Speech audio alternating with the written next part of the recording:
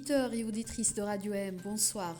L'examen de la demande de liberté provisoire pour le journaliste en détention Ihsan Al-Qadi, prévu ce dimanche, est reporté au 5 mars prochain.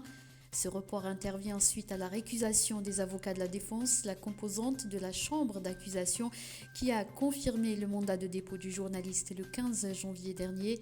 Le directeur de Radio M sera jugé le 12 mars pour un seul chef d'inculpation suite à un non-lieu partiel prononcé par le juge d'instruction du tribunal de Sidi Mohamed. Il est désormais poursuivi pour un présumé financement depuis l'étranger et l'intérieur du pays en vertu de l'article 95 bis du Code pénal. Par ailleurs, toujours selon les avocats de la défense, l'entreprise Interface Média, éditrice de Radio M et de Maghreb émergent, est poursuivie dans le dossier d'Ihsan Al-Qadi par l'autorité de régulation d'audiovisuel. Celle-ci s'est constituée en partie civile contre Interface Média.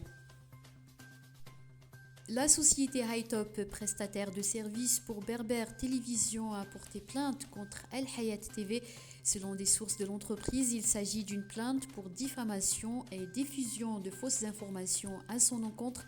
À l'origine de cette plainte, des informations diffusées par la chaîne de télévision privée au sujet des raisons de la mise sous scellé du bureau de Berber Télévision à Alger.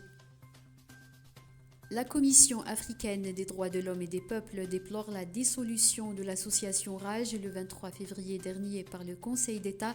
La Commission a indiqué dans un communiqué que cette décision inadmissible constitue un acte d'intimidation et de tentative de réduction au silence des défenseurs des droits de l'homme. Elle a invité par ailleurs les autorités algériennes à examiner souverainement les voies et moyens de son annulation. Toutes les pensions seront versées avec l'augmentation prévue avant le mois de Ramadan. C'est ce qu'a déclaré ce dimanche le ministre du Travail, de l'Emploi et de la Sécurité sociale Youssef Chalfa à la télévision publique. Le ministre a précisé que ces augmentations seront versées aux ayants droit entre le 10 mars et le 20 mars 2023.